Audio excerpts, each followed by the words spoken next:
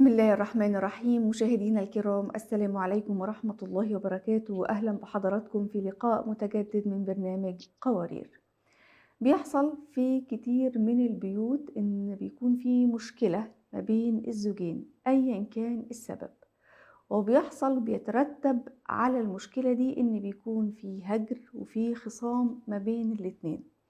ممكن المدة تطول جدا، هي بتعرض وهو بيعرض، ومحدش فيهم عايز يبدأ بالسلام علشان كرامتي وكرامته هو اللي غلطان. لا، ده انتي اللي غلطانة. مين يعتذر؟ مين ما بيقدرش على الاعتذار؟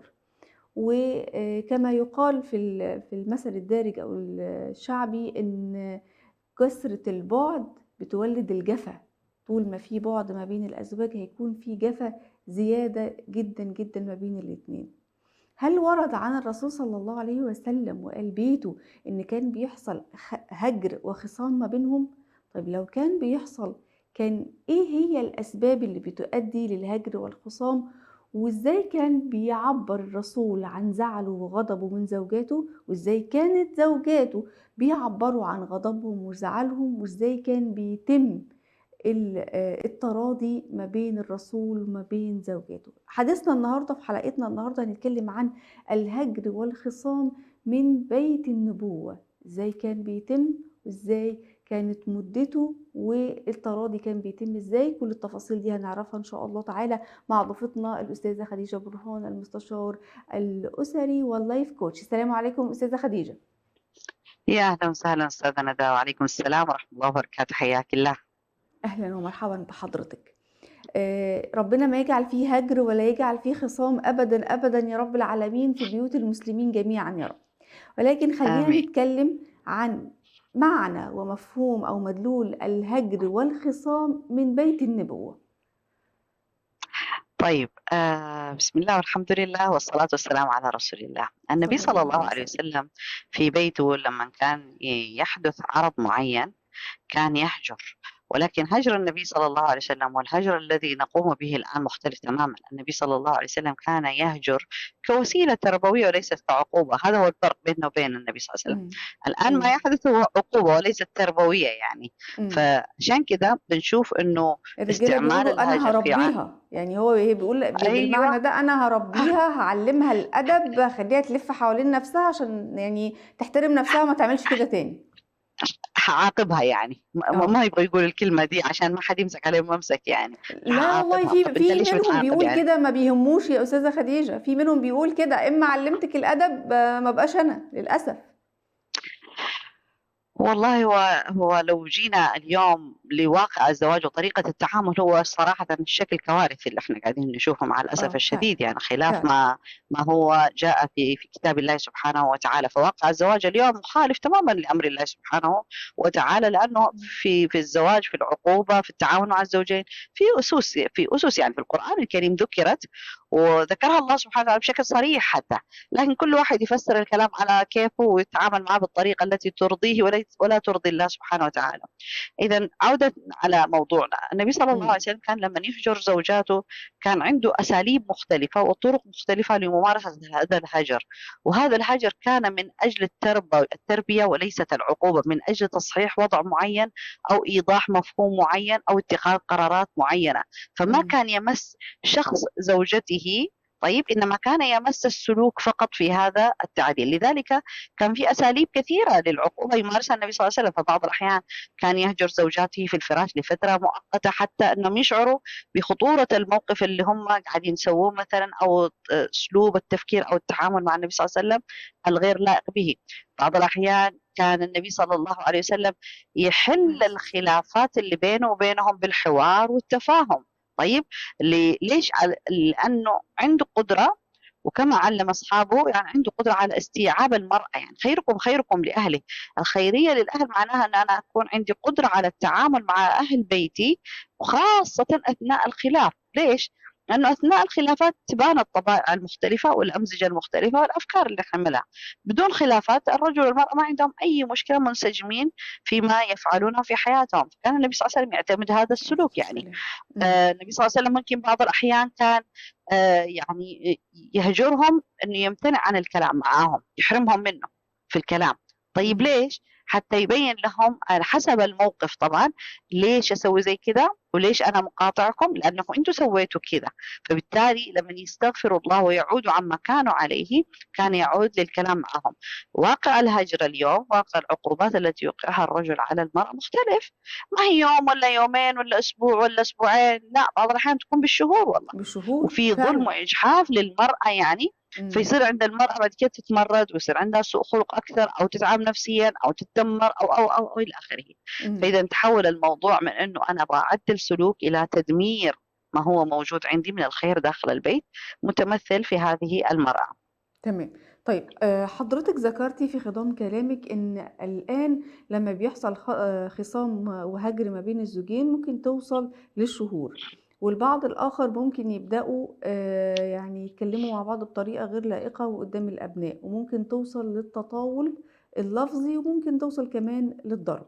خلينا نشوف في بيت النبي صلى الله عليه وسلم أو في بيوت النبي عليه الصلاة والسلام لما كان بيحصل خلاف ما بينه وما بين أحد زوجاته، كان بيبقى شكل الهجر إزاي أو الخصام إزاي؟ كان بيعرّف زوجاته إزاي إنه زعلان، وهُم كانوا بيعرفوا إزاي إن سيدنا النبي عليه الصلاة والسلام زعلان منهم؟ طيب، عندنا نماذج كثيرة، مثلا حادثة هجر النبي صلى الله عليه وسلم لزوجاته عندما اشتكت زوجات النبي صلى الله عليه وسلم ضيق العيش يعني مثلا. طيب، وطلبنا يعني أنهم يتحسن ظروفهم المادية شوية إمم. ويعني بحبوحة في الدنيا. قرر النبي صلى الله عليه وسلم يعتزلهم لمدة شهر. هذا الهجر التربوي ليش كان الهدف منه؟ حتى يعلمهم قيمة الصبر والقناعة. طيب، وبعد الشهر رجع النبي صلى الله عليه وسلم قرأ عليهم آيات التخيير، فخيرهم إمم. بين الحياة الدنيا وزينتها، وبين إنه اللي عند الله ورسوله خير لهم، فاخترنا أيوه. الله ورسوله. طيب، إمم. عندنا في حادثة الإفك مثلا، في حادثة الإفك هذه مثلا، عندما انتشرت يعني مقولات عن أم المؤمنين عائشة رضي الله تعالى عنها، رضي الله عنها. النبي صلى الله عليه وسلم هاجرها لفترة معينة، والسبب في هذا الهجر حتى تظهر براءتها من عند الله سبحانه وتعالى، حتى تتضح الرؤية والأمور. طيب، لأنه في قضية الآن صارت، فهنا هو النبي لم يتهمها ولم يقف معها، لكنه تركها.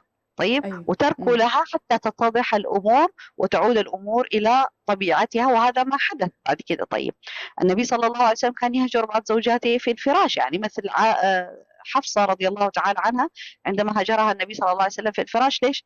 لأنه النبي صلى الله عليه وسلم أطلعها على سر، فهي كشفت هذا السر كشفت وباحت السر. به. إمم. طيب، فهنا النبي صلى الله عليه وسلم هجرها من باب التوجيه والتأديب يعني والتربية في هذا الموضوع يعني. إمم. برضو عندنا اللي هو نساء النبي صلى الله عليه وسلم لما كان يتنافسوا فيما بينهم. طيب، فكان يعني عاملهم نفس الشيء، يعني لما جت في سورة التحريم. طيب، في حادثة النبي صلى الله عليه وسلم عندما دخل على زوجاته، فكانوا إمم. اتفقوا عائشة وحفصة أن النبي صلى الله عليه وسلم عندما يأتي إليهم، وكان دائما من عادته أن يأكل العسل عند زينب، فيقولوا إننا نجد عليك ريح مغافير، فاتفقوا عليه في هذا الأمر. إمم. فلما دخل على عائشة قالت له كذا وحفصة قالت له بهذا الكلام، كان النبي صلى الله عليه وسلم حرم على نفسه والله لا أذوقه أبدا. فنزلت آيات من القرآن الكريم إن هم إمم. شوفي دفعوه دفعا في سلوك النساء انه يرتكب شيء يحرم على نفسه ما احل الله سبحانه وتعالى. آه. فالنبي فهنا جاهم ايش الوعظ والتنبيه على هذا السلوك، انه ما يجوز يعني تضيقوا على النبي صلى الله عليه وسلم وتؤذوه وتضايقوه بهذا الشكل. فكان ياتيهم العتاب اما من الله سبحانه وتعالى اما من النبي إمم. صلى الله عليه وسلم لتعديل أيوه. هذا السلوك. فالاصل في الهجر إذا كانوا يتبع مثلا بين الزوجين، أصل فيه هو من أجل تعديل السلوك وضبط إمم. السلوك. طيب، والأسباب فيحدث جوهرية هذا الأمر. والأسباب مهمة جدًا، مش أسباب بسيطة أو أيوة، أسباب تافهة أو على زي ما بنقول كده بيتلكك لزوجته علشان يخاصمها، زي ما بنشوف ناس كتير بتعمل كده. هو الفكرة كمان ممكن يحضرني شيء، هو ليش الرجل فقط الذي يمارس الهجر؟ يعني مثلا ما هو الهجر معناها أنه أنا أتوقف عن التعامل مع هذا الشخص بشكل معين يعني. فكان حتى من أدب الإسلام في إذا المرأة أصبحت ناشز، طيب، واللاتي تخافون نشوزهن فعظهن واهجروهن واضربوهن، يعني الهجر في المضجع يعني يعطيها ظهره وهو نايم. طيب، إمم. ونفس الشيء المرأة اليوم لما تبغى تعدل سلوك معين لزوجها، إذا كان يخالف أمر الله سبحانه وتعالى تستطيع أن تقوم بنفس الشيء بالكيفية التي ترضي الله سبحانه وتعالى لتحقيق أمر الله سبحانه وتعالى. فإذا الهجر في أصله هو لتعديل السلوك وليس للإهانة مم. وتقليل القدر والقيمة تمام. ولا لكسر مم. النفس ولا للتحطيم ولا أي شيء، إنما بالظبط. لتعديل مم. السلوك مع المحافظة على النفسية. بالظبط.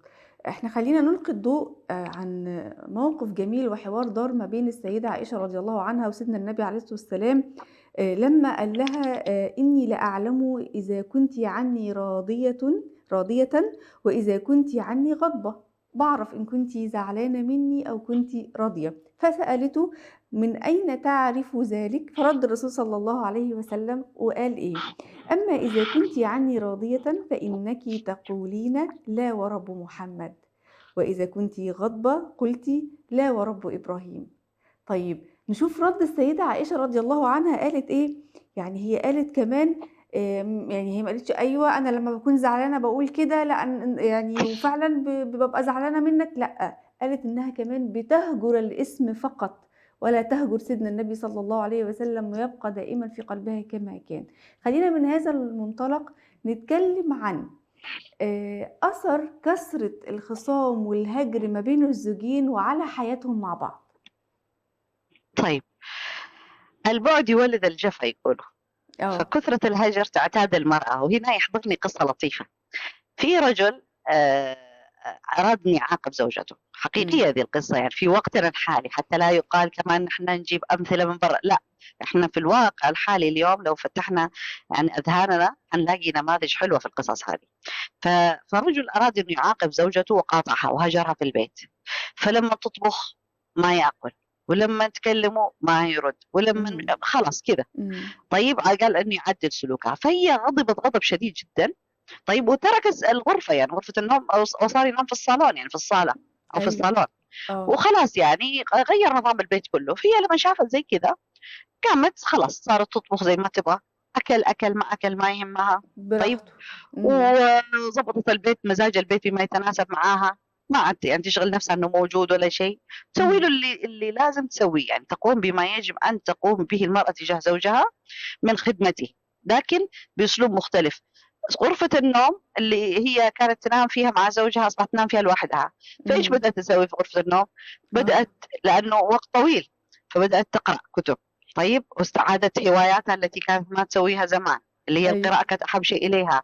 وبدأت تعتني بنفسها لنفسها وليس لزوجها، وبدأت تنام بدري وتقوم بدري وتسوي فطورها زي ما تبغى وتسوي له فطوره يعني عملت نظام وسيستم لحياتها بعيدا عنه، زي ما تحب، زي ما هي، أيوة زي ما هي تحب أصلا. السيستم ده معمول بحيث إنه هي تحب كده. السيستم النساء أساسا هم بيغيروا سيستم حياتهم لو يتزوجوا النساء طلبا لرضا الزوج. الآن لما هاجرها عادت للسيستم اللي هي تعرفه في حياتها المفضل لديها، صحتها النفسية تحسنت، مزاجها تحسن. بعد شهر لاحظ الرجل انه هي ما عاد تهتم وما عاد اعطته يعني ذاك الموضوع، انه كبرت الموضوع وانه شافت انه في مشكلة، بالعكس يعني شايفة تنام عادي بدري وتقوم بدري. قام بنفسه كذا رجع غرفة نومه. لما رجع غرفة نومه لقيها يبغى يسهر ما تسهر، تروح تنام بدري. نفس الشيء، ما غيرت حياتها. قال كنت أنا هاجرها الشهر عشان أدبها، قامت هي أدبتني. ليش؟ أشعرته إنه ما له قيمة، خلاص يعني أنت تماديت يعني. ليش؟ لأنه كثرة الهجر بيوصل الأمر إن هو خلاص يعني أنا اعتذرت ورضيت وعملت كل حاجة وأنت مزودها، فخلاص بقى يعني بتبقى هي بيفقد الاعتذار قيمته. والله في نساء يصلحهم الهجر من ناحية إيش؟ إنه يخليهم يعتدلوا في مرادات أزواجهم، لأنه في نساء تستميت، فلما تهجر تبدأ تعود معتدلة وتقبل على الله سبحانه وتعالى وتقبل على ما كلفها به من واجب هذا الزوج، فيأتيها سبحان الله وعسى أن تكرهوا شيئا ويجعل الله فيه خيرا كثيرا. وفي نساء بالفعل الهجر يدمرهم، وفي نساء لما يتم هجرها الرجل هو اللي يتضرر من الهجر وليست المرأة. يعتقد الرجل أنه لما يهجر المرأة اليوم هو يؤذيها ولا يضرها، بالعكس يلاقي نفسه أنه هو متضرر الأول. فهنا في فنيات في الموضوع هذا كله، يعني لأن المقصود بالهجر كما أمر الله سبحانه وتعالى هو لتعديل السلوك. سوء استخدام هذا الأمر هو بيعود بعواقب سيئة على الطرفين، يعني يحتاج الرجل والمرأة أن يدركوا هذا الشيء، أنه اليوم سوء استخدام أمر الله سبحانه وتعالى ضرره عليك وليس على الآخر. لا تعتقد اليوم تهجر المرأة، لا بالعكس، أنت لما تهجرها حيرجع لها ميزانها تمام. وحتضبط أمورها وحتعيش إمم. حياتها، أنت الخاسر الوحيد. فإذا ابتكر أسلوب لا تطول. بعدين النبي صلى الله عليه وسلم إيش قال يعني؟ أيوه. لا يحل يعني الإنسان يهجر أخاه المسلم أكثر من 3 أيام. إمم. الآن بالشهور صار الموضوع، طب 3 أيام طبعًا، كفاية أساسًا طبعًا. يعني. طيب طيب إذا قبل أساس الختام الزواج يا أستاذة قوي خديجة. معناها كويس. إمم. إمم. طيب كيف ننهي لو في هجر أو خِصام في البيت بعيدًا عن كرامتي وكرامتك، خصوصًا لو في طرف هو اللي دايمًا بيفتعل المشاكل أو طرف هو دايمًا اللي بيغلط، والغلط بيبقى يعني فعلًا زي ما بنقول كده راكبه من ساسه لراسه والمفروض يعتذر، أو إن في طرف بيتعنت ما بيقبلش الاعتذار بسهولة، أكتر من حالة، فإزاي ننهي الخلاف والخِصام في ظل تعنُّت طرف وفي ظل يعني تكرار أخطاء طرف آخر؟ هو دائمًا المطلوب من المرأة هي أن تصلح ما يفسده الحجر. طيب، إمم. هو دايمًا هذا المطلوب منها، يعني ما نقدر نقول صراحةً آه. غير هذه الحقيقة. آه. ف ودائمًا ينظر للمرأة إن هي الحلقة الأضعف، لكن خلّينا نبشر النساء أنتِ لستِ الحلقة الأضعف، بالعكس أنتِ الحلقة الأقوى. ولأنه الخيط والمخيط بيدِك ينتظروا منِّك إن أنتِ تبادري يعني. فإحنا نتبع أمر النبي صلى الله عليه وسلم: خيرهم الذي يبدأ عليه الصلاة بالسلام. والسلام. إمم. طيب، فالإنسان العاقل هو الذي يترك كل شيء ابتغاء ما عند الله سبحانه وتعالى. وما في أبدًا يعني يأتي الإنسان، الشيطان يأتي يقول له: أنتِ الحين أنتِ اللي صار فيكِ وقع عليكِ، كيف أنتِ تبدئي؟ الأصل إن الإنسان لمّن يخطئ هو يعتذر. لكن إذا الرجل تعنت وما ويبغى يكسر هذه الحلقة لكنه نفسه تصب عليه، الله سبحانه أيوه وتعالى راح بالضبط، يحاسبه على بالضبط. هذه النفس والانتصار للنفس. فإحنا دايمًا نقول إيش؟ خيرهما الذي يبدأ بالسلام. فالنبي صلى الله عليه وسلم حدد اللي فيه خير كثير هو اللي سوف يبدأ بالسلام. فلتسابق المرأة الرجل في هذا الأمر، وتكون هي خير ما يبدأ بهذا الأمر بالكيفية التي ترضي الله، لا فيها ضعف ولا فيها آآ تقليل من تراجع الكرامة ولا أي والشأن شيء أبدًا، والكلام ما ده. في ما في أبدًا. لأن إمم. التعامل مع الله سبحانه وتعالى، والله سبحانه وتعالى في النهاية الجميع راح يحاسب على كل السلوكيات يعني. الله ما ينسى، الناس تنسى وأنتِ تنسي وزوجِك ينسى، لكن الله سبحانه وتعالى لا ينسى شيء. لا. تمام. باشكر حضرتك في النهاية الأستاذة خديجة برهان، المستشار الأسري وlife coach، على وجود حضرتك وعلى هذا الطرح المميز، وندعو الله سبحانه وتعالى أن يعمّر بيوت المسلمين أجمعين بالحب والوِد والرحمة والتآلف، ويبعد عنهم الهجر والخِصام، وزي ما قُلنا خلال الحلقة إن كثرة البُعد والهجر بتولِّد الجفا كما يُقال، وبتعمل مساحة كبيرة ومسافة كبيرة ما بين الزوجين. شُفنا سيدنا النبي كان بيعبّر عن زعله إزاي، وزوجاته كانوا بيستوعبوا إزاي، والعكس، وشُفنا الطريقة الراقية المحترمة في التعبير عن الغضب. ومش معنى إن أنت تعتذر لزوجتك أو هي تعتذر لك إن الأمر ده بيقلل من شأنك وكرامتك، لأ، طالما غلطان يبقى بلاش نكابر في الغلط ونعتذر، يعني نكون أسرة واحدة مع بعض ونبعد الشيطان عن البيت، لإن طبعًا دي جُل مهمته إنه يفرّق ما بين المرء وزوجه. نسأل الله سبحانه وتعالى السعادة والراحة لكل البيوت ولكل الأزواج. انتهت حلقة قوارير، وإلى أن نلقاكم نترككم في رعاية الله وأمنه، والسلام عليكم ورحمة الله وبركاته.